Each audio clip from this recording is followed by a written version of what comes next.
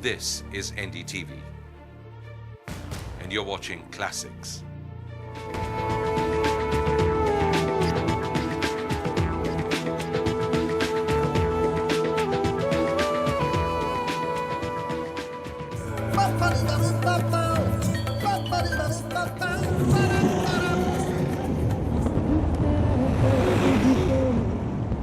Delhi Chandigarh highway पर सत्ता की दौड़ती ये कार। सड़क अच्छी है तो सारी गाड़ियां भाग रही हैं विकास की मंजिल को छू लेने के लिए। हमारी कार करनाल पहुंचकर मुड़ जाती है इंद्री विधानसभा क्षेत्र के एक गांव डेरा सिकलीगर के लिए, जहां भारत के सरकारी गरीब तमाम सरकारी योजनाओं के सैंपल की तरह रह रहे हैं।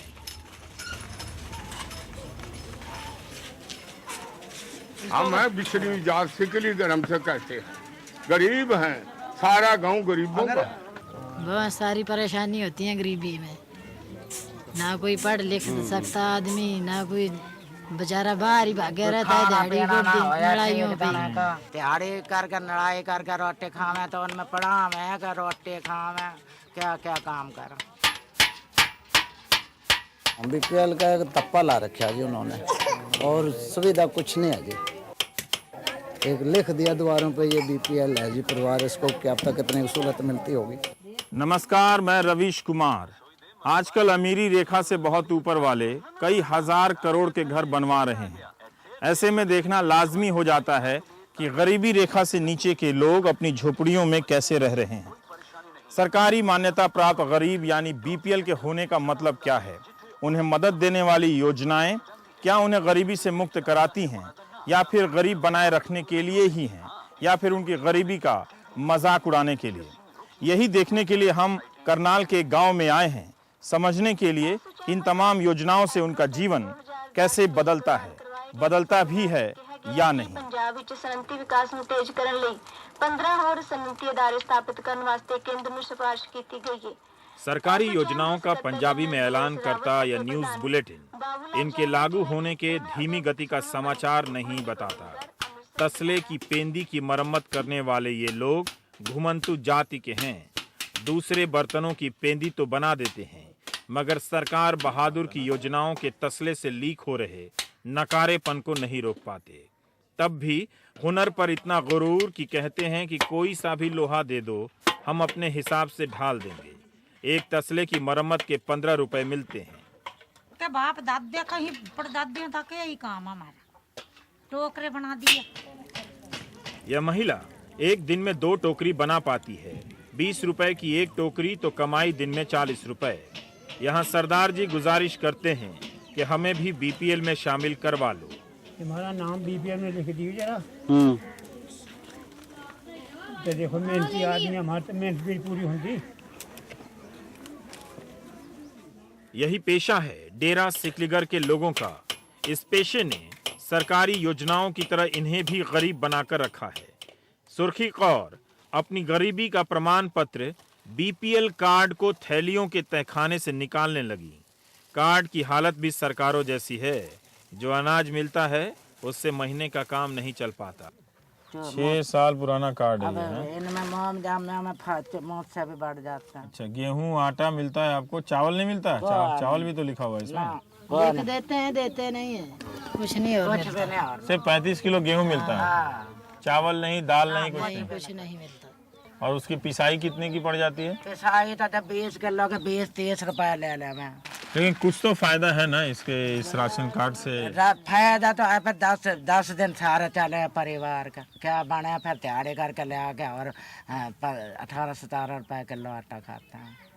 ये टंकी 2006 में इंदिरा गांधी पेयजल योजना के तहत गरीबों को मिली थी। सुर्खी ने इसमें गेहूं रखना शुरू कर दिया है। सुर्खी की ही बहू है सिकंदरो। सास बीपीएल है और बहू नहीं है। सिकंदरो गेहूं खरीद कर लाती है। ये सिकंदरो का घर है। आप देख सकते हैं कि बिस्तर भी नहीं है यहाँ पे, लेकिन नीचे जमीन की लिपाई पुताई की है। अच्छा, ये एक बक्सा है इस घर में। इस घर में कुछ भी नहीं है, बल्ब है ना? कुछ भी नहीं है इस घर में। कुछ भी नहीं। लेकिन फिर भी आप लोग को बीपीएल कार्ड नहीं मिला? नहीं मिले, नहीं ना मिला है। नहीं मिले। अच्छा, जावे नाज लेने 10 किलो मांगने वास्ते तब भी देते, भगा दे, मैं क्या मैं नहीं देंगे, चले जाओ यहाँ से। बीपीएल कार्ड ने गरीबों को 3 कैटेगरी में बांट दिया है।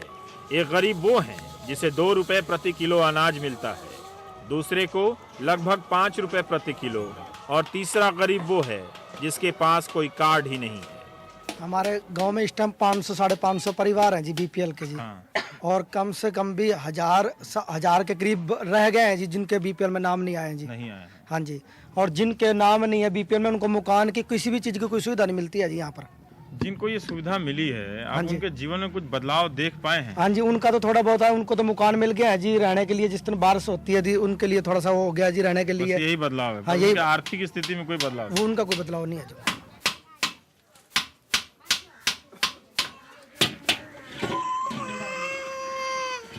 आप गरीबी रेखा का मतलब समझते हो? हाँ। क्या?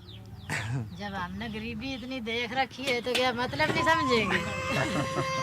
वो देखिए, वो गरीबी रेखा के नीचे से निकल गया वो गिरा तो उस रेखा के नीचे से निकलना जानता है वो। गुलाब कौर अपनी मां के बन रहे मकान में मजदूरी कर रही है। बीपीएल कार्ड वाले को इंदिरा आवास योजना के तहत घर के लिए 45,000 रुपए मिलते हैं। इतने में एक कमरा, लैट्रिन और बाथरूम बनाने होते हैं। गुलाब ने लागत कम करने के लिए घटिया किस्म की ईंटों का इस्तेमाल किया है, तब भी लागत 70 से 80 हजार की हो गई है। बाकी पैसे के लिए वो अन्य गरीबों की तरह कर्जदार हो चुकी है। कितना पैसा लग जाएगा? इसमें लग जाएगा 60,000 रुपये लग जाएगा। 60,000 लग जाएगा। तो ये जो घर आप बना रही है उसमें मजदूरी भी आप खुद ही कर रही हैं? हाँ, किसको लगाए, जितने में किसी को देंगे इतने में आप ही घर पूरा कर देंगे, बना देंगे। तो कितना मजदूरी देना पड़ता है एक दिन का मजदूर को? 350 रुपए एक दिन के। तो कर्ज कहाँ से लिया? बस यहीं अपने आस पड़ोस से ले लेते हैं। देखने से काफी ठीक ठाक घर लगता है, नहीं? हाँ जी, हाँ। लेकिन यहाँ पर कोई रह नहीं रहा, क्यों? ये सब गांव छोड़ के फेरी में गए हुए हैं जी। अच्छा, यह मकान भी इंदिरा आवास योजना के तहत बना है। बनाने वाले परिवार ने इतना कर्ज ले लिया कि चुकाने के लिए सारा परिवार फिर से बाहर मजदूरी करने चला गया।